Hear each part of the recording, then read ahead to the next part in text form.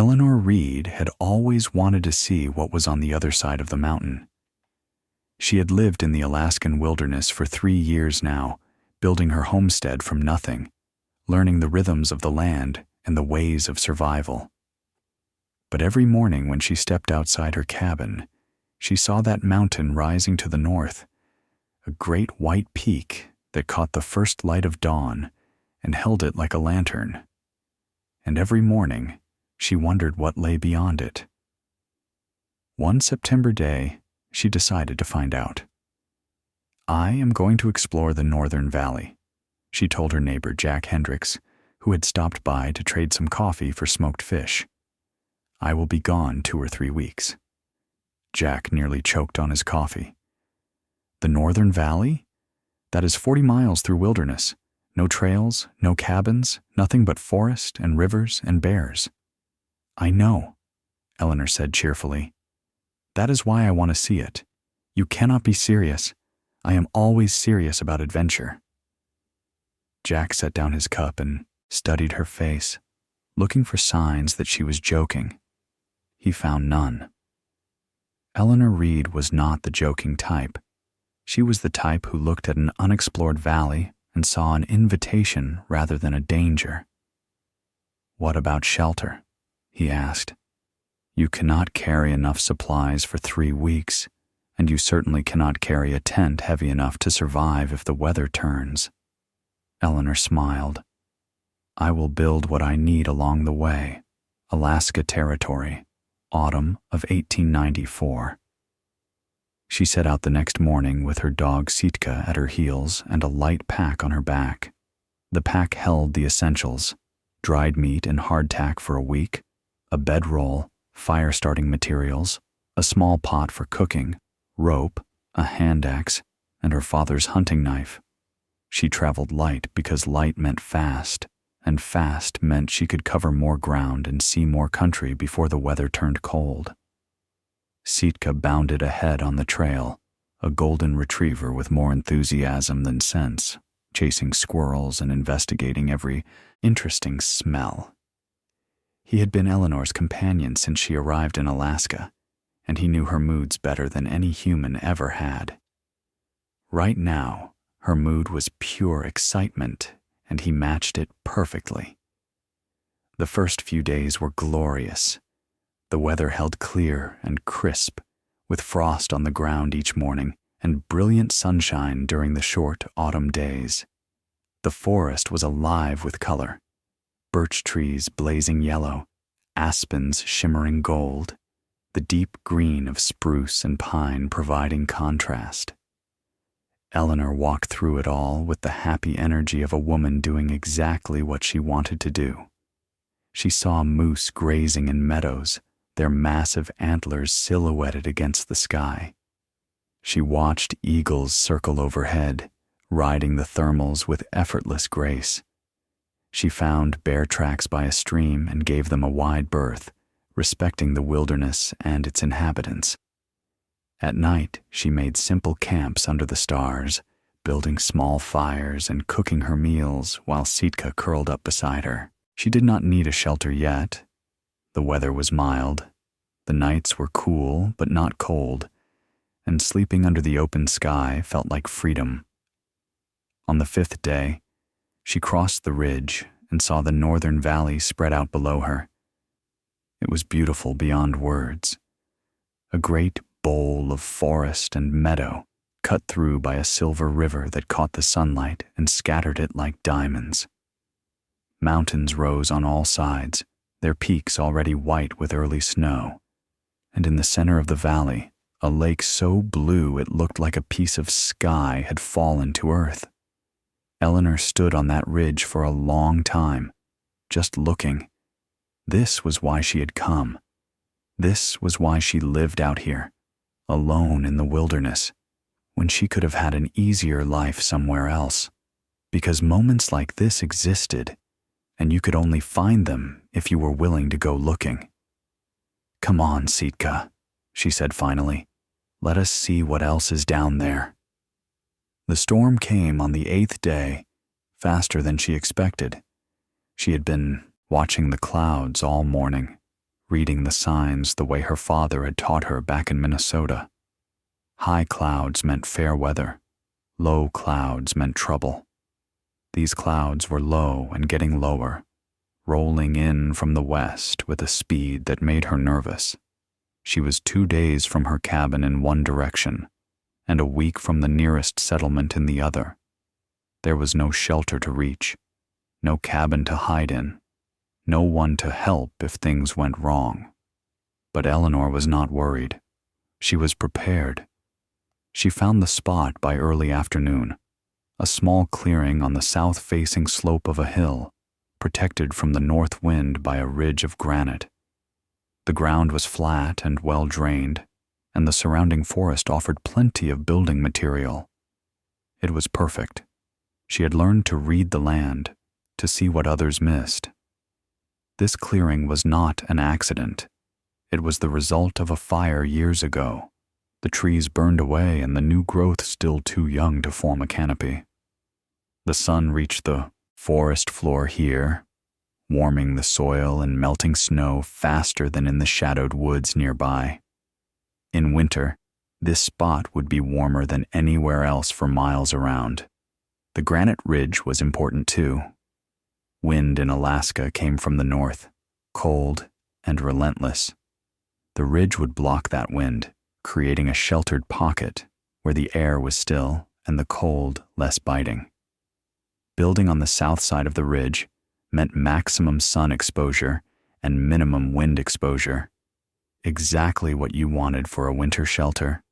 Time to build a house, she told Sitka, dropping her pack and pulling out the hand axe, or at least something close to it. The first tree fell within 20 minutes. Eleanor chose birch, straight trunks about 6 inches thick, easy to cut and light enough to carry. She had learned to fell trees from her father, a carpenter who believed his daughter should know every skill he knew. The technique was simple. Notch the tree on the side you want it to fall, cut from the opposite side, and let gravity do the rest. The crash of falling timber echoed through the forest. Birds scattered.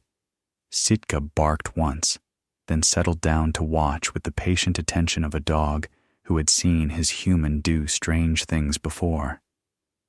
She worked fast, but not frantically. There was a difference between urgency and panic, and Eleanor never panicked. She had maybe 4 hours before the storm hit, and 4 hours was plenty of time to build a shelter if you knew what you were doing. One tree, then another, then another. She trimmed the branches with quick strokes of the axe, leaving clean logs 8 to 10 feet long. The pile grew as she worked, raw material waiting to become something useful. By late afternoon, she had a dozen logs, and the first snowflakes were beginning to fall. The shelter design was simple: a lean-to, the oldest and most reliable form of wilderness shelter. Eleanor had built lean-tos before, quick overnight shelters during hunting trips and explorations. But this one needed to be better. This one needed to survive a real storm, not just a chilly night. So she took extra care with every step. She started with the corner posts. 4 sturdy logs driven into holes she dug with a flat rock. The posts formed a rectangle about 8 feet wide and 6 feet deep, with the back posts taller than the front to create the slope for the roof. She packed dirt and rocks around each post, tamping it down until the posts were solid and immovable. The walls came next. She stacked logs horizontally between the posts, building up the sides and back of the shelter layer by layer. Each log fit snugly against its neighbors, notched at the ends to lock into the corner posts.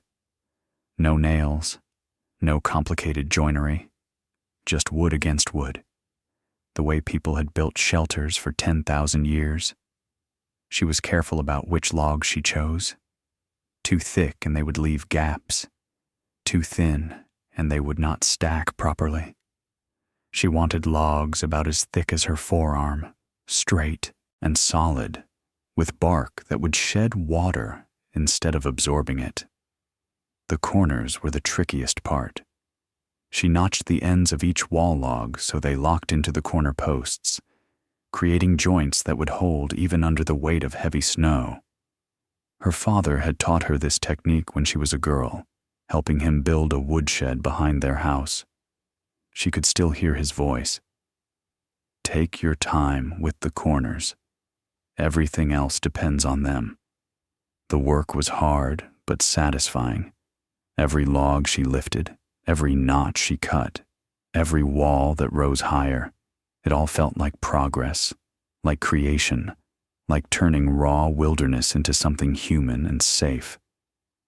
The snow fell harder as she worked, dusting her shoulders and whitening the ground around her. Sitka had retreated to the partial shelter of the back wall, watching with calm trust. He had seen Eleanor build things before. He knew she would not let them freeze. By nightfall, the walls were done, chest high at the back, sloping down to waist high at the front. Eleanor built a quick fire, ate a cold dinner of dried meat, and slept a few hours in the incomplete shelter while the storm gathered strength outside. She woke before dawn and got back to work. The roof was the most important part. Walls could block wind, but only a good roof could keep out snow and hold in heat. Eleanor built it in layers, the way a bird builds a nest, structure first, then insulation, then protection. The roof beams went up first, long, straight logs spanning from the high back wall to the low front. She lashed them in place with strips of bark, spacing them close together to create a solid framework. Then came the branches. She gathered armloads of spruce boughs from the surrounding forest, their dense needles perfect for shedding water. She laid them on the roof frame in overlapping rows like shingles, starting at the bottom and working up so each layer covered the stems of the layer below. But branches alone were not enough. Real wilderness shelter needed debris, the dead leaves, fallen bark, and forest litter that trapped air and created insulation. Eleanor gathered it by the armful, piling it onto the branches a foot deep, then 2 feet, then more. The thicker the layer, the warmer the shelter would be. The snow was falling steadily now, fat white flakes that stuck to everything they touched. Eleanor worked through it, adding more debris to the roof, building up the insulation until the shelter looked less like a structure and more like a natural part of the forest.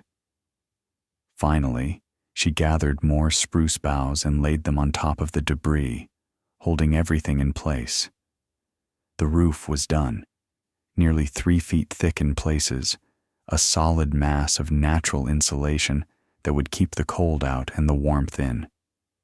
She built a fire pit just outside the entrance, lining it with rocks to reflect heat inward. She built a wall of logs behind the fire to bounce even more heat toward the shelter. She hung strips of bark across the entrance like a curtain, blocking wind while allowing smoke to escape. By midday, the lean-to was complete. Eleanor stood back and admired her work. The shelter crouched in the clearing like a living thing, its log walls solid, its debris roof thick and welcoming.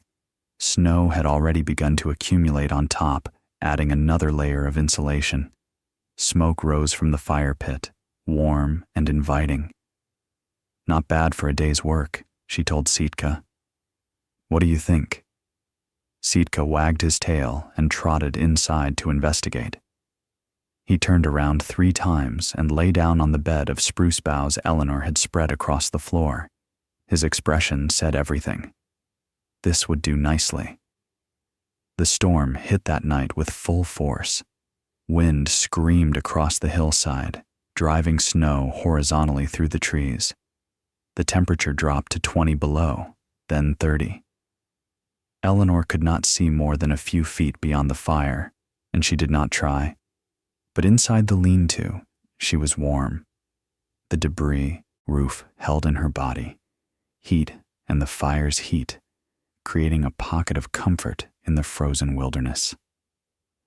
The log walls blocked the wind. The bark curtain kept out the worst of the cold while letting her tend the fire. She was not luxuriously warm. This was survival, not vacation. But she was safe and comfortable and even happy. She fed the fire through the night, adding wood every hour or so to keep the flames alive. She had gathered plenty of fuel before the storm hit: dead branches, standing dead wood, anything that would burn clean and hot. The pile beside the shelter was big enough to last 3 days, maybe 4 if she was careful. The secret to staying warm, her father had told her once, is not building a big fire. It is building the right fire in the right place. A small fire close to your shelter will keep you warmer than a bonfire 20 feet away. He had been right, as usual. The fire pit was positioned perfectly, close enough to heat the shelter, far enough to keep the smoke from filling it. The rock lining reflected heat inward. The log wall behind the fire bounced even more warmth toward the lean-to entrance. It was like having a furnace aimed directly at her. Sitka slept beside her, twitching occasionally as he dreamed of chasing rabbits. His warmth added to hers, and she was grateful for his presence. There was something comforting about not being alone, even if your only companion was a dog. Outside, the storm raged. Inside, Eleanor listened to it and felt something like pride. She had done this. She had seen the storm coming, found a good spot, built a shelter with nothing but an axe and her own knowledge, and now she was warm and safe, while the worst weather in months tried and failed to harm her. This was what self-reliance felt like. This was what her father had tried to give her when he taught her to build. Eleanor found herself smiling in the darkness. The storm lasted 3 days. Eleanor spent them improving her shelter and exploring the immediate area when the wind died down enough to venture outside. She reinforced the roof with more debris. She built a raised sleeping platform to get off the cold ground.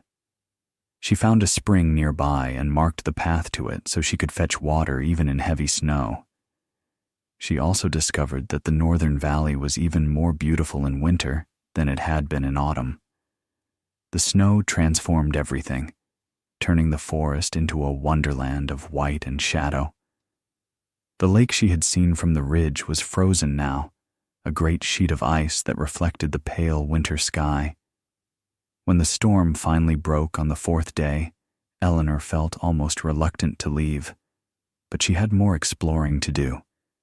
The valley was huge, and she had seen only a small part of it, so she packed her things, banked the fire, and set out to see what else this country had to offer. She built 2 more shelters over the following weeks, smaller versions of the first, quick lean-tos that kept her alive through cold nights and minor storms. Each one was easier than the last. By the 3rd shelter, she could build a basic lean-to in under 3 hours. She saw things that made the whole journey worthwhile. A frozen waterfall, blue ice cascading down a cliff face like a giant sculpture carved by nature itself.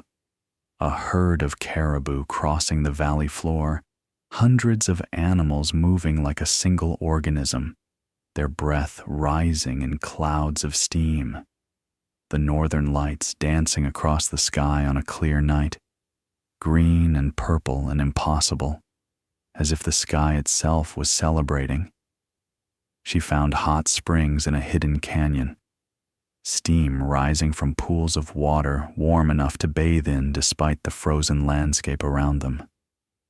She spent an entire afternoon soaking, while Sitka watched from the bank, confused by the concept of water you would voluntarily enter in winter. She discovered old campsites left by native hunters, stone fire rings, carved wooden tools, evidence of people who had traveled this valley long before any Europeans set foot in Alaska. She treated these places with respect taking nothing, leaving nothing, just observing and learning. She tracked a wolf pack for 2 days, keeping her distance but watching how they moved and hunted. They knew she was there. Wolves always knew. But they ignored her as long as she did not interfere. It was a privilege to observe them, these masters of the northern wilderness, and Eleanor felt like a student being allowed to watch experts at work. And she saw that lake up close, walking out onto the ice, standing in the center of all that frozen water, feeling like the only person in the world. Sitka ran in circles around her, delighted by the strange, slippery surface, and Eleanor laughed out loud for the sheer joy of being alive in this beautiful, wild place. She returned to her cabin 3 weeks after she left, tired and happy and full of stories. The journey back had been easier than the journey out. She knew the terrain now, knew where the good campsites were, knew which routes to take and which to avoid.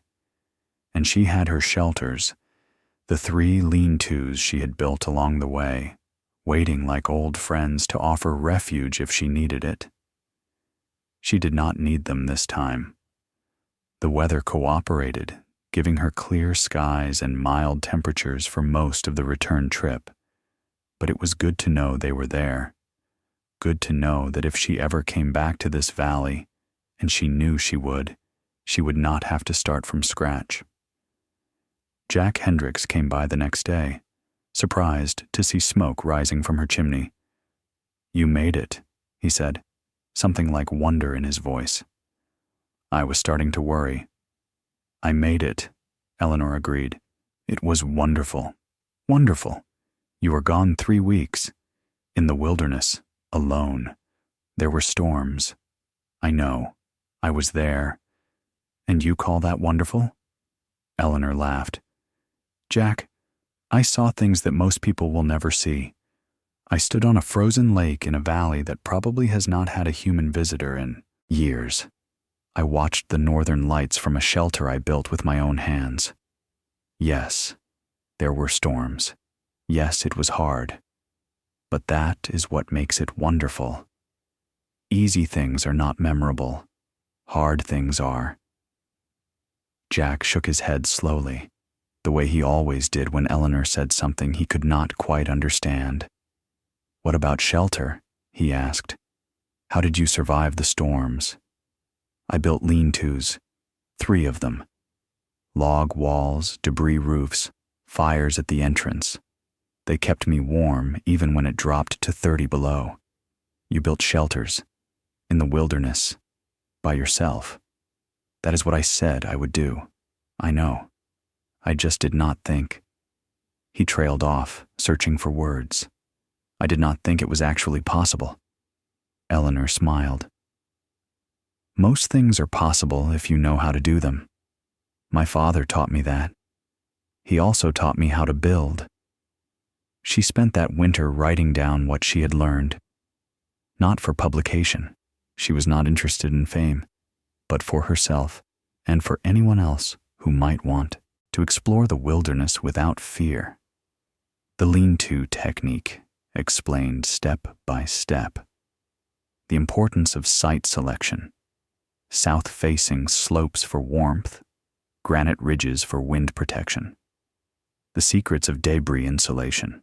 Pile it thick, thicker than you think, until the roof looks like a natural part of the forest. The proper positioning of the fire pit, close enough to heat the shelter, far enough to keep smoke from filling it. She wrote about choosing the right logs, birch for the walls because it was light and straight, spruce boughs for the roof because the needles shed water.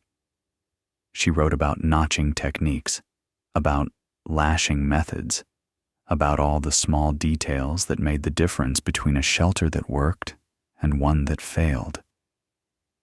She included drawings, rough sketches that showed the basic construction sequence, the way the logs stacked, the angle of the roof. She was not an artist, but the drawings were clear enough to follow. The following spring, she made copies and gave them to the traders who passed through, asking them to share the information with anyone who might find it useful. She asked for nothing in return. The knowledge was too important to keep to herself. The lean-to technique spread slowly at first, then faster. Trappers learned it and taught it to other trappers. Prospectors shared it during the gold rush years. Native hunters adapted it to combine with their own traditional knowledge, creating hybrid designs that were even better than either tradition alone. Within a decade, Eleanor's basic design had become standard practice throughout Alaska and the Yukon. She never sought credit for any of it. When people asked where the technique came from, she would shrug and say it was nothing new. People had been building lean-tos for thousands of years. She had just written down what worked. But the shelters kept appearing in the wilderness, built by people she had never met, saving lives she would never know about.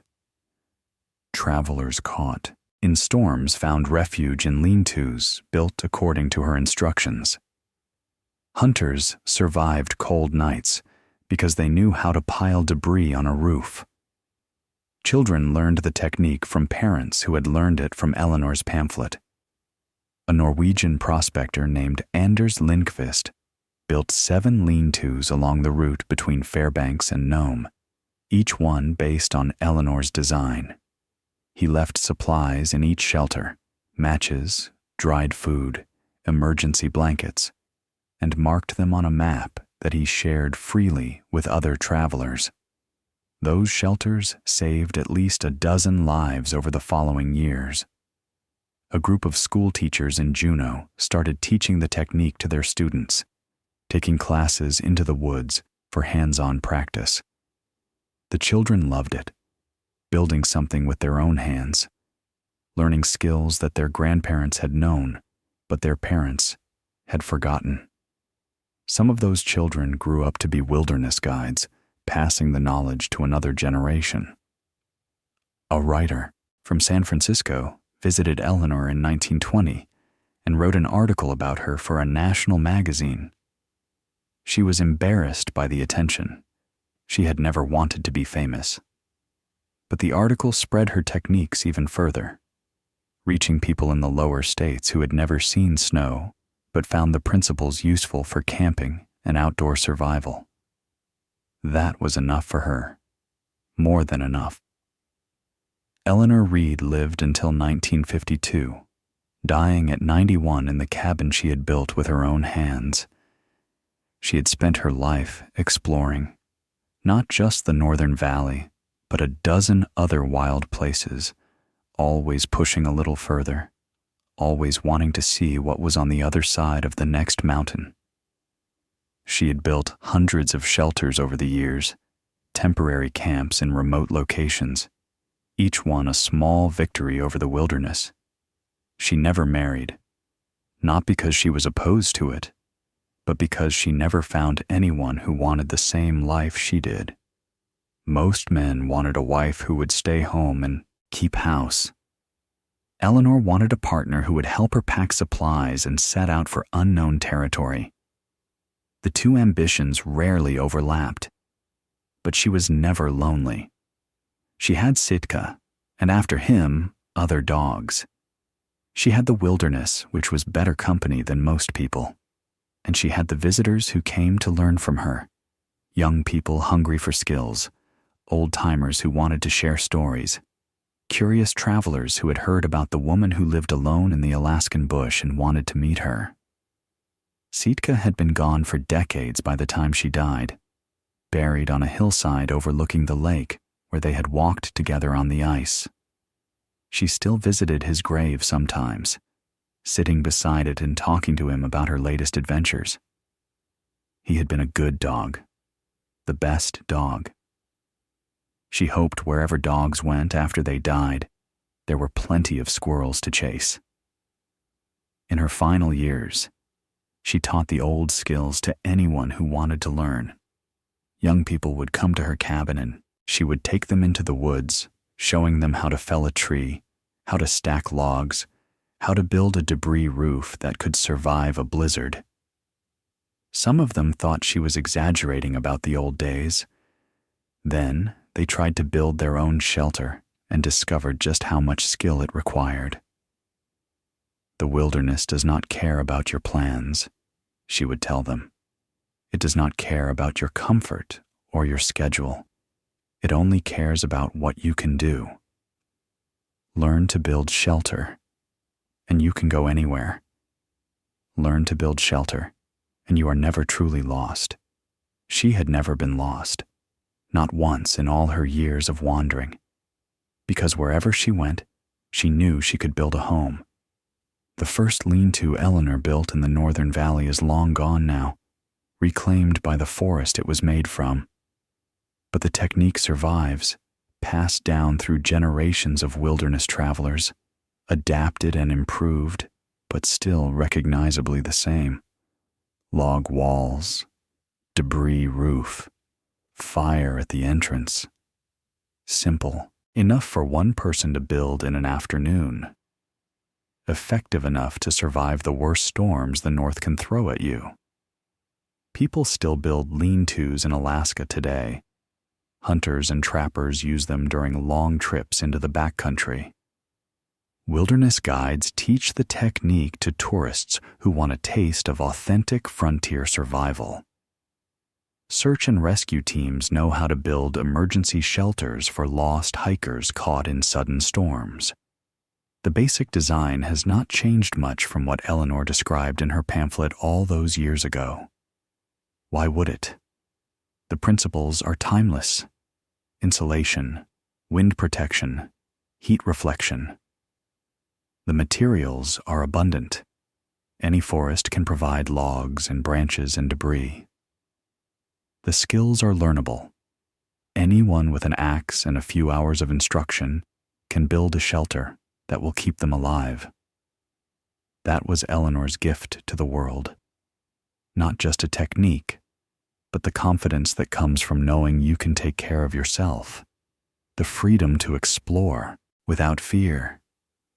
The independence that her father had given her and that she passed on to everyone who learned from her. Eleanor would have been pleased to know that her shelters are still being built, still keeping people warm, still turning the wilderness from something to fear into something to explore. That was what she had wanted all along. Not fame or recognition, but freedom. The freedom that comes from knowing you can take care of yourself, no matter where you are or what the weather does. Her neighbors had laughed when she set out to explore the Northern Valley alone. They had called her foolish, reckless, crazy. They had predicted disaster, had warned her about storms and bears and 100 other dangers that could kill a woman traveling alone in the wilderness. She had proved them wrong, not by arguing, but by building. That was the lesson of her life, really. You could talk forever about what was possible and what was not. You could debate theories and listen to warnings and let fear make your decisions for you. Or you could pick up an axe and find out for yourself. Eleanor had always preferred finding out, and every shelter she built, every storm she survived, every mile she traveled into unknown territory, all of it proved the same simple truth. With the right skills and the right attitude, there was nowhere she could not go. The wilderness had tried to stop her. It had thrown storms and cold and every obstacle it could find, and she had built her way through all of it. That was worth more than any amount of safety. That was worth more than staying home. That was worth everything. Years later, when people asked Eleanor what her greatest accomplishment was, she never mentioned the shelters. She never mentioned the pamphlet or the technique that spread across Alaska, or the lives that were saved because of what she taught. She talked about the lake, that frozen lake in the Northern Valley, the one she had seen from the ridge on her first exploration, the one she had walked across with Sitka, standing in the center of all that ice, feeling like the only person in the world. That was the accomplishment, she would say. Not building the shelter. Anyone can build a shelter if they know how. The accomplishment was being there. Being somewhere no one else had been. Seeing something no one else had seen. That is what matters. The shelter was just how she got there. And that, in the end, was the point. The lean-to was not the destination. It was the tool that made the destination possible. It was the skill that turned a dangerous wilderness into an open invitation. Build shelter, and you can go anywhere. Eleanor had gone everywhere she wanted to go, and she had built her way there, one log at a time.